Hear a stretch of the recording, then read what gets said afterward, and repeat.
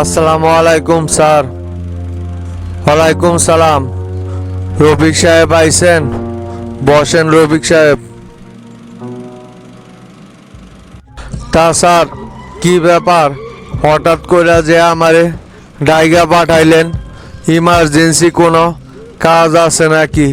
কিছু তো বললেন না স্যার। হ্যাঁ ওসি সাহেব, ইমার্জেন্সি কাজ আছে বলেই তো আপনারে চেম্বারে ডাইগা পাঠাইছি। শোনেন ওসি সাহেব, আগামী 2-1 দিনের ভিতরেই কিন্তু জনদরদি পার্টির সভাপতি জনাব কোবা শামসু সাহেব উত্তরবঙ্গ সফরে বের হইব। আর বগুড়া থেকেই প্রথম সফর উনি শুরু করবেন। বগুড়া যেহেতু ওনার নিজের এলাকা, তাই এইখানে কোনো রকমের যেন বিশৃঙ্খলা সৃষ্টি না হয়, সেই ব্যাপারে আমাদের শতভাগ নিশ্চিত থাকতে হইব। আমারে কিন্তু বারবার আইজি স্যার বিষয়টা নিয়ে কাজ করতে বলছে। ঢাকা থেকেও ওনার নিরাপত্তার একজোট টিম আসবে। আমাদেরকেও ওনাদের সাথে মিলা এইখানে সব রকমের নিরাপত্তা নিশ্চিত করতে হইব। না না স্যার, কোনো রকমের কোনো সমস্যায় হইব না ওনার নিরাপত্তা নিয়ে। আমি এই বিষয় নিয়ে অলরেডি কাজ করতেছি। এই জায়গায় শামসু স্যারের সম্পূর্ণ নিরাপত্তা শতভাগ নিশ্চিত করা হইব। আপনি এই ব্যাপারে কোনো রকম কোনো চাপই নিয়েন না। শামসু স্যারের এলাকায় আইসা ওনার যদি নিরাপত্তাহীনতায় ভুগতে হয়, সেইটা তো কোনোভাবেই কাম্য না স্যার। আপনি এই ব্যাপারে শতভাগ ভরসা রাখতে পারেন আমার উপর। আমি আমার থানার সকল এসআই সহ কনস্টেবলদেরকে অলরেডি মাঠে নামিয়ে দিয়েছি। ওনারা সব রকমের কাজ করতেছে।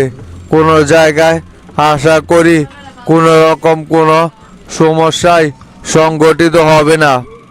হ্যাঁ সেইটাই, আপনারা এইদিকে ভালোভাবে লক্ষ্য রাখেন।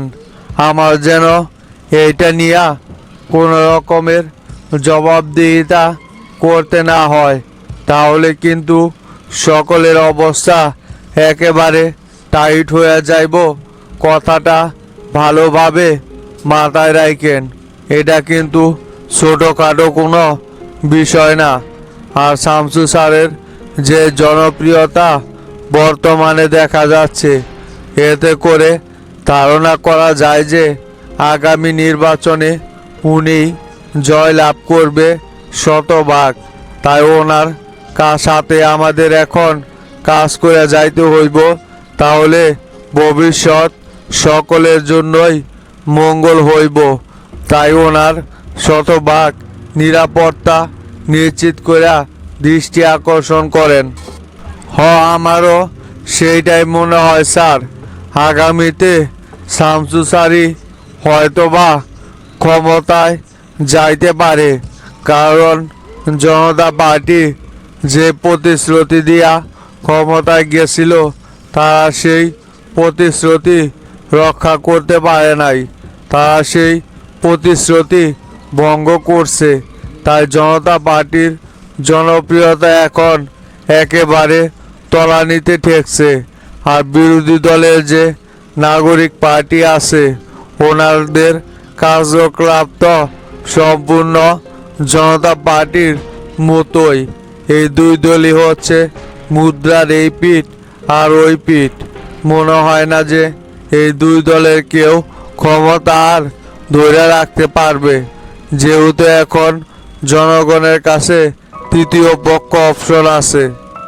তাইলে আপনি যায়া শামসু স্যারের নিরাপত্তা বিষয়টা আরও জোরদার করতে থাকেন। উনি আস্তে আস্তেই বগুড়া যেন একেবারে ওনার জন্য নিরাপদ ঘাঁটি হয়ে যায়। আর কেউ যদি ওনার সফর নিয়ে কোনো রকমের উশৃঙ্খল পরিবেশ তৈরি করার চেষ্টা করে থাকে, সে যত বড় নেতাই হোক না কেন, তাকে গ্রেপ্তার করতে দ্বিতীয়বার চিন্তা ভাবনা করবেন না। আর শুনেন, মাজারে যে টাকা পয়সাগুলো উঠে ওইগুলোতে আপনারা সরাসরি হস্তক্ষেপ করবেন। এখান থেকে বিভিন্ন নেতাকর্মীরা টাকা পয়সা নিয়ে বিভিন্নভাবে দুর্নীতি করতেছে, তাই ওই জায়গায় সবসময় 2জন কনস্টেবল নিয়োগ দিয়ে রাখেন যাতে দুর্নীতি না হয়। আচ্ছা স্যার, ঠিক আছে, আমি সব কিছুই ঠিকঠাক করতেছি। আর স্যার, মাজারের যে বিষয়টার কথা বললেন ওইখানে তো সরাসরি ক্ষমতাসীন দলের নেতাকর্মীরাই ওইটা নিয়ন্ত্রণ করতেছে। আগে সভাপতি, সাধারণ সম্পাদক ওনারাও বিষয়টা জানতো, তখন থেকেই ওই জায়গায় মাজার কমিটির লোকজনেরাই ওইটা নিয়ন্ত্রণ করে। এখন যদি সেই জায়গায় আমরা পুলিশ মোতায়েন করি তাহলে ওনারা তো মাজারের ভক্তদের উল্টাপাল্টা বুঝায়া আমাদের বিরুদ্ধে নিয়ে যেতে পারে। তখন তো আরও উল্টো ঝামেলাটা বাইরে যাইব। ওই জায়গায় পুলিশ নিয়ন্ত্রণ রাখা আমাদের জন্য কি উচিত হইব স্যার? আপনাকে এত কিছু নিয়ে চিন্তা ভাবনা করতে হইব না। আপনাকে যেটা বললাম সেইটা করেন, বাকিটা আমি দেখা নিবনি। একটা দুর্নীতির দান্দাবাজি রাস্তানা খুইলা বইছে, তাই না? এই সমস্ত রাস্তানাগুলো ভাঙতে হইব আগে আমাদের। বগুড়ায় কোনো রকমের দুর্নীতিবাজদের ঠাঁই হইব না। সে ক্ষমতাসীন দলের লোকই থাক বা অন্য যে কোনো দলের লোক থাক, সেটা দেখার সময় নাই। আপনাকে যে নির্দেশনা দেওয়া হয়েছে আপনি সেই নির্দেশনা অনুযায়ী কাজ করে যান। কোনো রকম কোনো ঝামেলা হইলে সেটা আমি নিজে হ্যান্ডেল করব। বুঝতে পারছেন? এখন যান তাহলে, যা যা বললাম করেন। না, এই বিষয়টা নিয়ে তো দেখতেছি সামনে আবার আর একটা ঝামেলা তৈরি হইব। কি কারণে যে এই আসামিটা আমি সাইডা দিলাম, এখন যদি হামিদ স্যার যায়া হোটেলের সিসি ক্যামেরা চেক করে তাহলে তো স্পষ্টই দেখতে পারবো যে আমি ওনারে গ্রেপ্তার করে নিয়ে আসি। তখন তো আয়সা আবার আমারে ধরবো। কি যে করি মাথায় তো ঢুকতেছে না। আসামিটা সাইডাই তো দেখতেছি অনেক বড় একটা ঝামেলা পড়ে গেলাম। না সারাটাই তো ঠিক আছিল। না, এত চাপ আর নিতে পারতেছি না। দেখি বিষয়টা নিয়ে হানিফ স্যারের সাথে আলোচনা করতে হইব। এখন আপাতত তোফায়েল স্যারের ছেলের যে চার্জশিটটা আছে ওইটা আদালতে সাবমিট করার ব্যবস্থা করি। তোফায়েল স্যার আর হানিফ স্যার যেভাবে বলছে সেইভাবেই চার্জশিটটা কইরা পাঠাইতে হইব, যাতে করে প্রথম হিয়ারিংয়েই জামিন পায়। হামিদ স্যারের কথা মতো চার্জশিট করলে তো কোনোভাবেই জামিন করাইতে পারবে না, তখন উল্টা আমাকেই চোদন খাইতে হইব। হাসান, হে হাসান, কই গেলা? এদিকে আসো তো। আসসালামু আলাইকুম স্যার, ডাকছিলেন আমারে? হ হাসান, শোনো, তোফায়েল স্যারের বেটার যে চার্জশিটের ফাইলটা আছে না, ওইটা একটু তাড়াতাড়ি আমার টেবিলে নিয়ে আসো তো। ইমার্জেন্সি একটা দরকার আছে। ফাইলটা তাড়াতাড়ি আমার টেবিলে নিয়ে আসো, যাও। আচ্ছা ঠিক আছে স্যার, আমি এখনই ফাইলটা আনার ব্যবস্থা করতেছি। তরিকুল ভাই, বহুত দিন তো হয়ে গেল আমরা কোনো প্রোগ্রামই করতে পারতেছি না। এইভাবে চলতে থাকলে তো আমাদের নেতা কর্মীদের সবটি শরীরে জং ধরে যাইব। শামসু যেইভাবে পুরো দেশকে কাভার কইরা ফালাইতেছে, সেই তুলনায় আমরা তো কোনো কিছুই করতেছি না। এইভাবে আর কার্যক্রম বন্ধ কইরা কতদিন বসে থাকবো? আমাদের দলীয় কাজকর্ম কি শুরু করতে হইব না। সরকারের যদি এইভাবে ছাড় দিয়ে আসি তাহলে তো আমরা কোনোভাবেই কোনো কিছুই করতে পারবো না।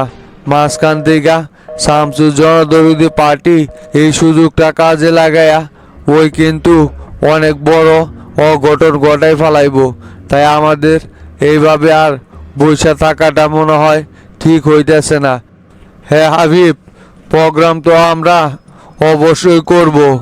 বিভিন্ন রকমের ঝামেলায় ছিলাম তো, যার কারণে এই কয়টা দিন দলীয় প্রোগ্রাম করলাম না। আর এইদিকে শামসু যে ওর দল লিয়া বাড়াবাড়ি শুরু করছে জনতা পার্টির সাথে, ওর সামনে একটা ভয়ঙ্কর বাধা তৈরি হয়ে যাইব। আর সেই সময় আমরা দেশে বিশৃঙ্খলা সৃষ্টি করা সম্পূর্ণ দোষ শামসুর জনদরদি পার্টির উপর চাপিয়ে দিতে পারবো। আপাতত শামসু আর কয়েকটা দিন জোরালোভাবে প্রোগ্রাম করুক।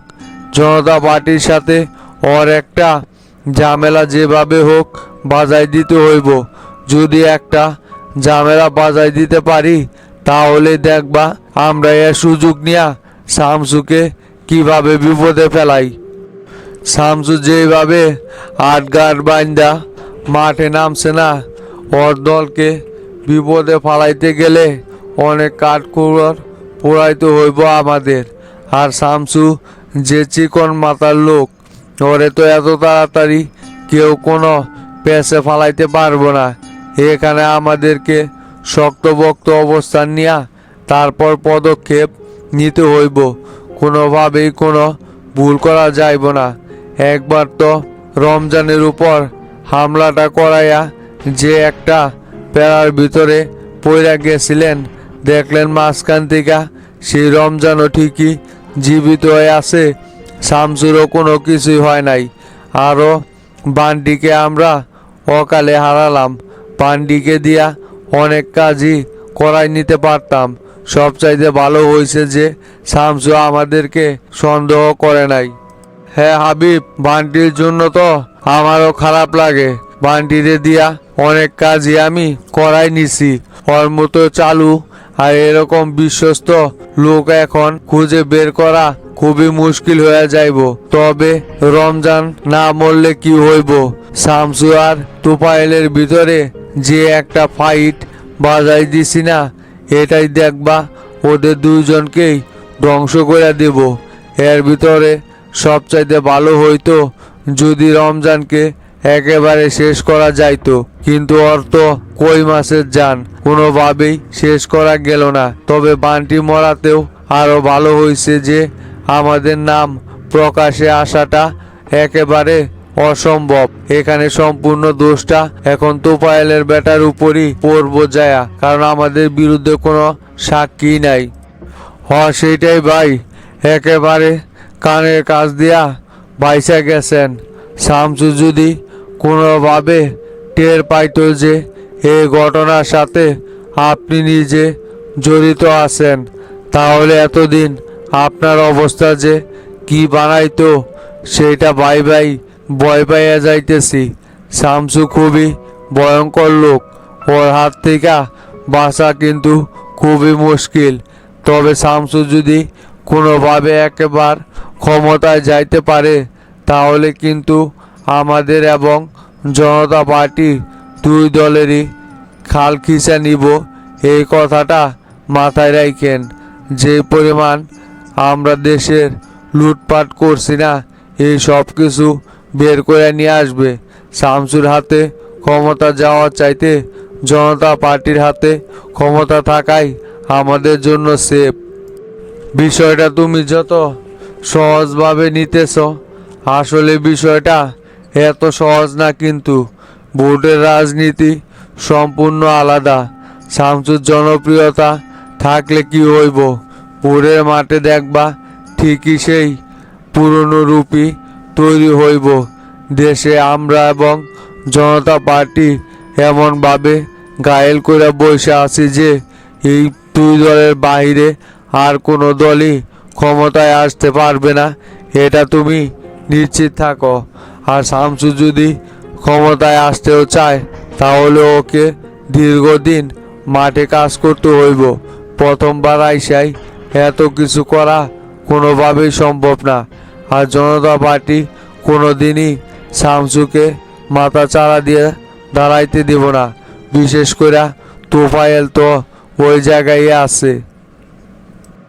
দেখা যাক এখন জনতা পার্টি কোবা শামসুর বিরুদ্ধে কি কি পদক্ষেপ নেয়। শুনলাম নাকি হানিফ ভাই জনতা পার্টির নতুন সেক্রেটারি পদে নিযুক্ত হয়েছে। হানিফ ভাই তো আবার তোফায়েল ভাইয়ের গ্রুপেরই লোক। মনে হয় ওরা প্ল্যান করেই হানিফকে সেক্রেটারি বানাইছে। তবে আমি আশ্চর্য হয়ে যাইতেছি যেখানে তোফায়েলের মতো সিনিয়র নেতা, যে কিনা জনতা পার্টির এখন সর্বঘনিষ্ঠ ক্ষমতার অধিকারী, সে নিজে চাইলে যে কোনো সময় সেক্রেটারির পদ দখল করে ফালাইতে পারত।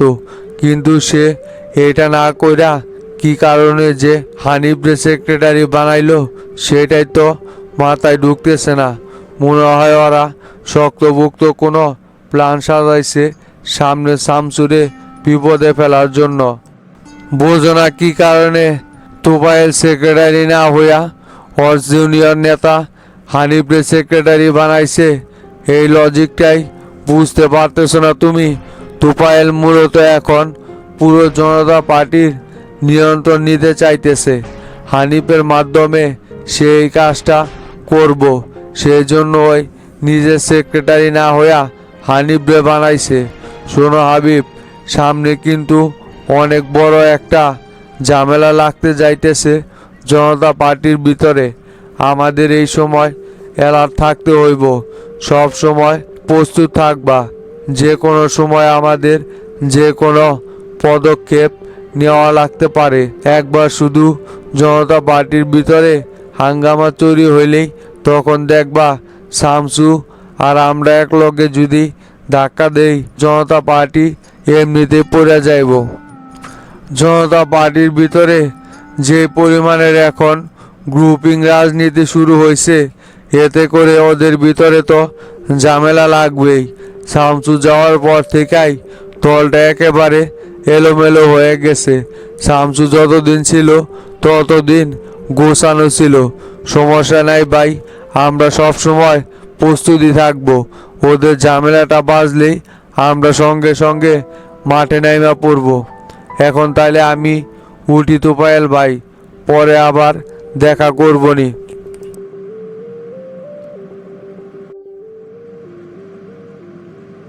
তা শামসু, ওদের সাথে কি ফাইনাল আলোচনা কইরা দিছস?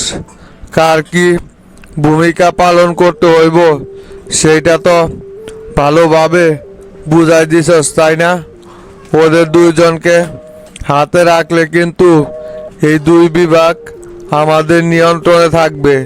বর্তমানে ওরা খুব দারুণভাবে ময়মনসিংহ এবং ঢাকা শাসন করে আসতেছে। ওদের সামনে আর কোনো গ্যাংই কিন্তু টিকতেই পারে না। তাই ওদেরকে আমাদের হাতে রাখার আর কোনো বিকল্প নাই। যেভাবে হোক ওদেরকে কিন্তু আমাদের হাতে রাখতে হইব। তা কি বললো ওরা? তোর প্রস্তাবে কি ওরা রাজি হয়েছে, না কোনো উল্টাপাল্টা আলোচনা দিয়া গেছে এই জায়গায়? আরে না ওসমান ভাই, আপনি কি পাগল হয়েছেন? ওদের এত বড় কলিজা হইয়া সারে নাই এখনো যে শামসুর মুখের উপর না করে যাইব? ওরা দুইজনই আমার হাতে আছে, সমস্যা নাই। ওদেরকে আমি সব ধরনের দিক নির্দেশনা দিয়া দিছি। ওরা আমার কথা মতোই কাজ করে যাইব। ওদেরকে হাতে রাখলেই তো আমি যেই দুই বিভাগ শাসন করতে পারবো সেটা তো বুঝাই ওদেরকে ডাকছি। বাকি 6 জনকেও ধাপে ধাপে ডাইকে নিয়ে আইসা ওদের সাথেও আলোচনায় বসতে হইব। পুরো দেশের নিয়ন্ত্রণ যতক্ষণ পর্যন্ত আমার হাতে না নিতে পারতেছি ততক্ষণ পর্যন্ত কিছু করা যাইব না। ওরা দেখি প্রশাসন দিয়া কতটুক করতে পারে। হ্যাঁ সেইটাই তো, জনতা পার্টিকে এমন ভাবে চাপে ফেলাইতে হইব যাতে করে ওরা কোনো কিছুই আমাদের বিরুদ্ধে করতে পারে না, উল্টো ওরা যেন বিপদে পড়া যায়। পুলিশ প্রশাসন দিয়া আমাদেরকে কখনোই দমিয়ে রাখতে পারবে না ওরা। সারা দেশে যে পরিমাণ নেটওয়ার্ক ছড়ানো আছে আমাদের, এই নিজস্ব লোকগুলো দিয়ে যদি কাজ করাই আমরা, তাহলে দেখবি ওরা অচিরেই গুটিয়ে পড়ব। বিভিন্ন জায়গায় জনতা পার্টির যে সমস্ত ক্ষমতাশালী বড় বড় নেতা আছে, ওদের প্রত্যেককেই অপহরণ কইরা ওদেরকে এমনভাবে শাসাইতে হইব যে ওরা যেন মাঠে নামার সাহসী না পায়। পুরো মাঠ আমাদের দখলেই রাখতে হইব শামসু, কেউ যেন আমাদের উপর কথা বলতে না পারে। হ্যাঁ, সেই উদ্যোগে তো মাঠে নামছি।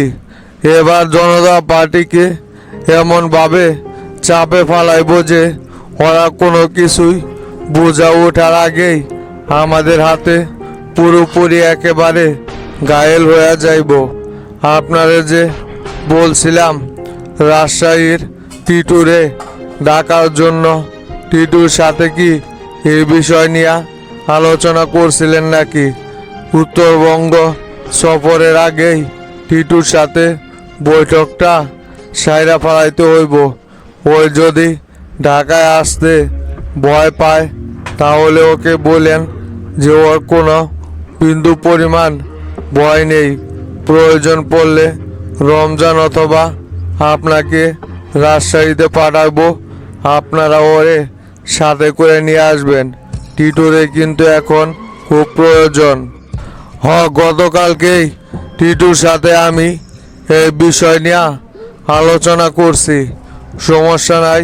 টিটুও তোর জন্য সব কিছু করার অঙ্গীকার দিছে, শুধু ওই এটা নিশ্চিত করতে বলছে যে ঢাকায় প্রবেশ করতে সময় প্রশাসন যেন ওর উপর কোনো রকমের হামলা না চালায়। এমনিতে ওর নামে প্রশাসনের দিক থেকে অনেক চাপে আছে, তাই বর্তমানে ওই আন্ডারগ্রাউন্ডে রয়েছে। যে কোনো সময় বের হইতে চাইলেও বের হইতে পারতেছে না। আমি ওরে বলছি যে প্রশাসনের কোনো ঝামেলা এই দিক হইব না, ওইগুলো সব শামসু নিজেই হ্যান্ডেল করব। তাই ওই আসার জন্য বলছে, তা কবে ওরে আসতে বলবো সেটা শুধু বল তুই। ওরে আগামীকালকেই আসতে বলেন। আমি আবার খুব শীঘ্রই উত্তরবঙ্গ সফরে বের হয়ে যাইব, তা ওইখানে যাওয়ার আগেই ওর সাথে বৈঠকটা সাইরা ফালাই। এরপর উত্তরবঙ্গ সফর শেষ করে আইসা বাকি যে কয়জন আছে ওদের সাথে আলোচনায় বসবো। যত তাড়াতাড়ি সম্ভব এই কাজগুলো আমাদের কইরা নিতে হইব, কারণ সেলিম ভাই যদি একবার স্বরাষ্ট্রমন্ত্রীর পদের থেকে সইরা দাঁড়ায় তাহলে কিন্তু আমাদের জন্য কাজগুলো করা খুবই রিস্ক হয়ে যাইব। তাই সেলিম ভাই থাকা সত্ত্বে যত দূর মাঠ গোছানো যায় গোছায় নিতে হইব, পরে আবার এইগুলো করতে গেলে ঝামেলা হইয়া সামনে দাঁড়াইতে পারে। আচ্ছা ঠিক আছে, সমস্যা নাই। আগামীকালকেই আমি তাহলে ওরে ঢাকায় আসতে বলি, আর আমি সকলের সাথে এক্সট্রাভাবে মিটিংয়ে বসবনি।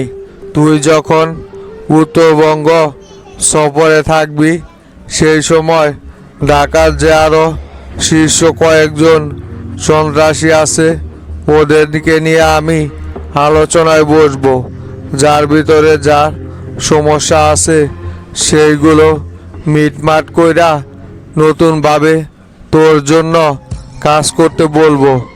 একবার যদি ওদের সবাইরে এক ফ্রেমে বাইন্দায় ফেলাইতে পারি তাহলে ঢাকা সম্পূর্ণরূপে আমাদের নিয়ন্ত্রণে থাকবে। এখানে আর কেউ আমাদের উপর কথা বলতে পারবো না। আমি তাহলে সব কিছু ব্যবস্থা করে ফেলাইতেছি। আচ্ছা ঠিক আছে, আপনি তাহলে এইদিকে সব কিছু ব্যবস্থা করে ফেলান। আমার আবার ওদের সাথে বসার এত সময় হইব না। নেতা কর্মীদের সাথেও আলোচনায় বসতে হইতেছে আমার।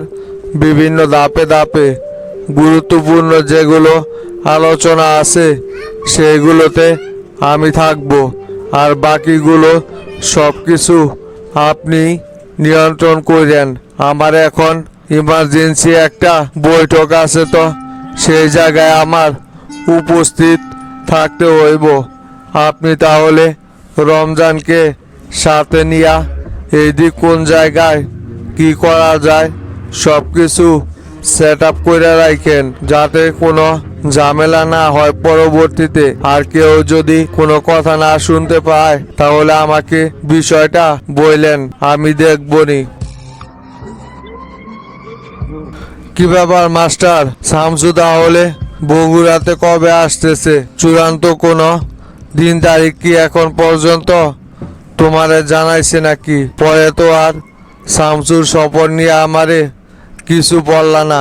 এদিকে সব কিছু তো প্রায় আমরা গুছাইয়া ফেলাইছি। আজকেও শোলদুগরির অন্তরের সাথে কথা বললাম, ওরা আমাদের দলে যোগদান করতে রাজি আছে। যে কোনো সময় ওরা আমাদের দলে ও চ্যাংরা প্যাংরা নিয়া যোগদান করার কথা জানাইছে। তবে ওরে নাকি বাপ্পি হুমকি দিছে যে ওই যদি শামসু দলে যোগদান করে তাহলে ওর বাড়িঘর আগুন দিয়া জ্বালাই দিবে। এই সারার বেটার কত বড় সাহস, একটাবার চিন্তা করে দেখছো তুমি মাস্টার? কি হয়েছে? বাপ্পি অন্তরের এত বড় হুমকি দেয় মানে? ওর এত বড় সাহস কে দিল যে আমাদের লোকজনের বাড়ি ঘরে হামলা কইরা আগুন লাগানোর হুমকি দেয়? না, এই অন্তর অনেক দিন ধরেই তো আমাদের দলে যোগদান দেওয়ার কথা বলতেছে। তাহলে এই ভয়ে ও এতদিন ধরে যোগদান করে নাই, তাই না? আর এই অন্তরের খুব শীঘ্রই আমাদের দলে নেওয়ার ব্যবস্থা করতেছি। আর ওরে বইলা দিবেন যে বাপ্পি কেন, ওর বাপও যদি আইসা হুমকি দেওয়া যায় তাহলে যেন তারে ধইরা আমাদের কাছে নিয়ে আসে। ওর তো দেখতেছি সাহস কম না। কোন সাহসে ওই অন্তরের বাড়িঘর জ্বালায় দেওয়ার মতো হুমকি দেয়? ওরে তো দেখতেছি দেখা নিতে হইব এবার। তাইলে তোমারে আমি কি বলে আইতেছি এতদিন ধইরা? ওদেরকে কোনো কিছু না বলতে বলতে দিন দিন ওরা মাথায় উঠা যাইতেছে। ওদেরকে উচিত একটা দৌড়ানি না দিলে ওরা কোনোভাবেই ঠিক হইব না, সেটা আমি ভালো করে জানি। তুমি মাস্টার যতই ওদেরকে গুণগানের কথা বলো না কেন, ওরা তোমার কথা মূল্যবান মনে করে কোনো কথাই রাখবো না। বাপ্পি কয়েকদিন আগে ঢাকাতে গেছিল কেন্দ্রীয় নেতাদের সাথে দেখা করার জন্য। সেইখান থেকেই হয়তো বাবারে এইরকম পাওয়ার দিয়ে দিছে, যাতে করে বগুড়া কোনোভাবেই জনদরদি পার্টির নিয়ন্ত্রণে না যায়। যে কোনো উপায়ে ওরা এই মাঠটা ওদের হাতে রাখতে চাইতেছে। হ্যাঁ সেইটাই, দাঁত ফুটাইতে আসে যেন। এ বগুড়া হচ্ছে শামসুর নিজের এলাকা। এখানে জনদরদি পার্টি ছাড়া আর কোনো পার্টিরই নামগন্ধ অস্তিত্ব কোনো কিছুই থাকবে না। দেখি না ওরা কিভাবে এই মাঠ দখল করে। কত বড় বড় এডামালা লোক আমাদের সামনে আসলো দেখলাম। বগুড়াতে কেউ এখন পর্যন্ত টিকতে পারলো না। আর ওই সামান্য গোপুর আর বাপ্পি মিলা বগুড়ায় জনতা পার্টি টিকায় রাখবো। কিভাবে রাখে সেটাও দেখে নিবনি। এতদিন যাবৎ আমরা জনদরদি পার্টির জন্য কাজ করে আইতাছি। ওরা এইখানে মাথা দিয়া কি করতে পারবো সেটাও দেখার আছে আমার। এত নালি আদেশের না যে কইলেই হইল। সেইটাই, শামসুরে নিজের এলাকা যে কোনো ভাবে আমাদের দখলে রাখতে হইব। এখানে অন্য কোনো পার্টিরে কোনোভাবেই মাথা চারা দিয়া দাঁড়াইতে দিব না। আমাদের চাইতে শক্তিশালী নেতা এই জায়গায় নাই। আর জনগণকেও আমরা যেটাই বলবো সেটাই শুনবো। এই গফুর, বাপ্পি, শফিক, এই সমস্ত ভণ্ড নেতারা কদ্দুর যে কি করতে পারবো সেটা সকলেই জানে। আর জনগণও ওদেরকে এতটা ফেসিলিটি কোনোভাবেই দিব না। যেই জায়গায় শামসু দাঁড়াইব সেই জায়গায় কি অন্য কোনো নেতার আর কোনো বেল আছে নাকি? আর তোমার যে ডিসির সাথে আজকে বৈঠকের কথা, ডিসির সাথে কি বৈঠকে বইছিলা? কি আলোচনা করলা ওনার সাথে? এসপির সাথে বৈঠকে বসছিলাম, কোনো সমস্যা নাই। এই এসপি আমাদের নিয়ন্ত্রণে এখনো আছে। শামসু যে ওনারে বগুড়াতে নিয়ে আইছে সেটা উনি এখনো বলে নাই। জনতা পার্টির কোনো কথাই শুনবো না উনি। স্যার, শামসু যে বগুড়ায় আসবে সেটা ওনারাও ভালো করে জানে। সেজন্য ওনারাও নিরাপত্তা নিয়ে কাজ করে যাইতেছে। আর ওই মাজারের বিষয়টাও তুলছিলাম ভাই। মাজারের টাকা পয়সা এখন থেকে যা যা কালেকশন হইব সেইটা সবই প্রশাসন নিজে হস্তক্ষেপ কইরা ওইটার একটা সুরাহা করব। এখন থেকে আর প্রার্থী কোনো চামচা চুমচারা এইখান থেকে একটা টাকাও নড়বড় করতে পারবো না। সেই কাজে আমি কইরা দিয়েছি। একেবারে উচিত একটা কাজ করছো মাস্টার। তোমার এই কাজের কথাই আমি শুনতে চাইছিলাম। সারা কত বড় চিটার বাটপার একটা বার চিন্তা করে দেখছ? গরিব মানুষের দানের টাকা এইখান থেকেও চুরি কইরা একেবারে সব কিছু লুটপাট করে খাইতেছে। যদি মাসে 1 লাখ টাকা উঠে ওইখান থেকে মনে হয় না যে 10,000 টাকা ওরা ঠিকঠাক মতে মাজারের কাজে লাগায়, আর বাকি সবগুলোই পকেটে বইরা ফালায়। এখন থেকে প্রশাসন যদি হস্তক্ষেপ করে তাহলে সব চাইতে বেশি ভালো হইব। এই সমস্ত চোর বাটপাররা আর এইখানে বিন্দু পরিমাণ কোনো সুযোগ পাইব না কোনো রকমের দুর্নীতি করার। ওই লাইন একেবারে বন্ধ করে দিয়েছি। ওইটা আর ওরা কোনোদিনও চালু করতে পারবো না। আর হাবিব ভাই, এখন তাহলে উঠি, চলেন। দুপুরবেলা হয়ে গেছে। বাসায় যাইয়া রেস্ট টেস্ট নিয়া বিকেলে আবার দেখা করবনি। আর বাদ বাকি যে কমিটিগুলো দেওয়া লাগে ওইগুলো নিয়া দ্রুত কাজ করে ফেলান। শামসু আসার আগেই এই সব কিছু আমাদের একেবারে গুছিয়ে ফেলতে হইব। শামসু আসার পর যাতে করে কোনো রকম কোনো ঝামেলা এইখানে দেখতে না পায়। আপনি দ্রুত কাজগুলো সাইডা ফালান। বিকেলে তাহলে পার্টি অফিসে আইসেন হাবিব ভাই, সেইখানে বাকি আলোচনা করবনি। এখন তাহলে উঠি।